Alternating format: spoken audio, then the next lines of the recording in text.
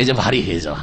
তা আল্লাহ বলছেন এ ভারী কেন হয়ে গেল মদিনায়, তোমরা যে এইখানে জমিনকে কামড়ে থাকতে চাও, ইসসাকালতুম ইলাল আরদ, জমিনকে তোমরা কামড়ে ধরেছ। আর রাদিতুম বিল হায়াতিদ দুনিয়া মিনাল আখিরাহ, তোমরা কি পার্থিব জগতের ভোগবিলাসের সামগ্রীতেই তোমরা পরিতুষ্টি লাভ করেছো, সন্তুষ্ট হয়ে গেছে, মিনাল আখিরা পরকালের বিনিময়ে। আরে আখিরাতকে উপেক্ষা করে, আখিরাত বিক্রি করে দিয়ে, জান্নাতকে বিক্রি করে দিয়ে দুনিয়া খরিদ করতে চাইছো, যে একটু আরাম করি, গরমের দিনে কোথায় যাব, আর খেজুর গুলো পাড়ি নিয়ে আসি ফল বাড়িতে, এইসব করতে লাগলে। ফামা মাতাউল হায়াতিদ দুনিয়া ফিল আখিরাত ইল্লা কালিল, শুনে রাখো, পার্থিব জগতের ভোগবিলাসের সামগ্রী, মাতা মাল সামান, ফিল আখিরাতে, আখিরাতের মোকাবেলায়, পরকালের নিয়ামতের মোকাবেলায়, ইল্লা কালিল, অল্প কিছু ছাড়া, সামান্য ছাড়া কিছুই নয়। আখিরাতের নিয়ামত, জান্নাতের নিয়ামত, মওতের পরে যে সুখের জগৎ মুমিনের জন্য, সৎকর্মশীলের জন্য, এই নিয়ামতের সামনে দুনিয়ার এই ভোগবিলাস, দুনিয়ার এই ফসল, আর দুনিয়ার এই গরম থেকে বেঁচে থাকা, আর দুনিয়ার একটু শরীরকে একটু ভালো রাখা, আর কষ্ট থেকে নিজেকে বাঁচিয়ে রাখা, এগুলি একেবারে তুচ্ছ, কিছুই নয় এগুলি। তাহলে জিহাদের ক্ষেত্রে, জিহাদ ফি সাবিলিল্লাহ, আল্লাহ বেরিয়ে যেতে বলছেন, আর বলছেন যে জিহাদ ফি সাবিলিল্লাহ হচ্ছে আখিরাত। আর তোমাদের এই যে খেজুর বাগানের খেজুর আর গরমের সময় শরীরকে আরাম দেওয়া, এটা হচ্ছে দুনিয়া। দুনিয়া আখিরাতের নিয়ামতের সামনে একেবারে তুচ্ছ, কিছুই নয়, সামান্য কিছু।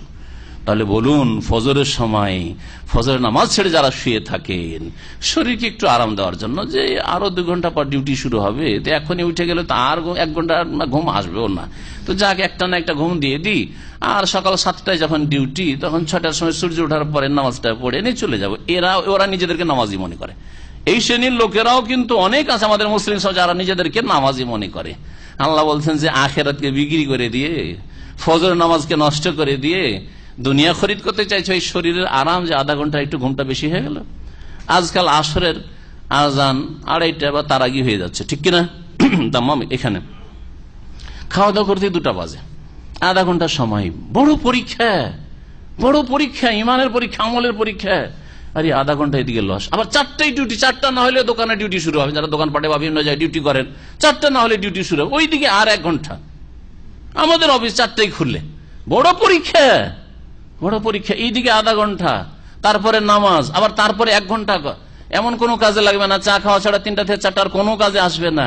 বড় পরীক্ষা। এই পরীক্ষায় কি করছেন আপনি দেখছেন, আল্লাহ পাক রব্বুল আলামিন দেখছেন আপনার আমল, যে আপনি কি করেছেন। না রে ভাই, শুয়েই নেই, অসুবিধা, জামাতটাই ছুটলো, 3:30 পৌনে 4টায় উঠে যাবে, 1.5 ঘন্টা ঘুমটাও হয়ে যাবে, আর তারপরে তখন নামাজ পড়ে পৌনে 4টার সময় ডিউটিতে টান দেব। আখিরাতকে দুনিয়ার শরীরের একটু আরামের বিনিময়ে বিক্রি করে দিলে ধ্বংস। আল্লাহ পাক রব্বুল তারপরে বলছেন, ইল্লা তানফিরু, তোমরা যদি বের না হও আল্লাহর রাস্তায় জিহাদের জন্য, ইউআযিবুকুম আযাবান আলীমা, তাহলে আল্লাহ পাক তোমাদেরকে মর্মান্তিক শাস্তি দেবেন। তাহলে বোঝা গেল যে জিহাদ ফি সাবিলিল্লাহ শাস্তি নেই, সেখানে আল্লাহর নিয়ামত রয়েছে, রহমত রয়েছে। আল্লাহর যে ফরজ যদি আদায় না করেন তাহলে আযাব আসবে। আজকাল মুসলিম সমাজের এই জন্য আযাব, বাঁচতে চাই, মরতে চাই না, ঝুঁকি নিতে চাই না। আরে অত দূরে যেন না, ওইসব জেহাদে যেন না, কারণ ওইসব জেহাদ তো সাধারণ মানুষের না, ওটা তো শাসক গোষ্ঠীর উপরে ফরজ হচ্ছে প্রথম, তারা বললে তখন আমরা আছি। কিন্তু কথা হচ্ছে যে আপনার শরীরের জেহাদের ক্ষেত্রে, এই ক্ষেত্রেও চিন্তা করেন। আপনি মনে করছেন যে আমার যদি ঘুমটা একটা না, আমাকে একজন ভালো ডাক্তার স্পেশালিস্ট আমাকে বলছে, হিতাকাঙ্ক্ষী হয়ে দরদি, অনেক বছর আগের ঘটনা, আজকে থেকে 10-12 বছর আগে, বলছে যে আপনি যে এই ছোট রাতে ঘুমান, 2-2.5 ঘন্টা ঘুম হয়, তারপরে আবার এই ভাঙাচোরা ঘুম হয়, তো শরীর তো খারাপ হবে। বুঝতে পারছেন কি করতে হবে? তাহলে বলছে 1 ঘন্টা একটানা 5 ঘন্টা ঘুম দিতে হবে।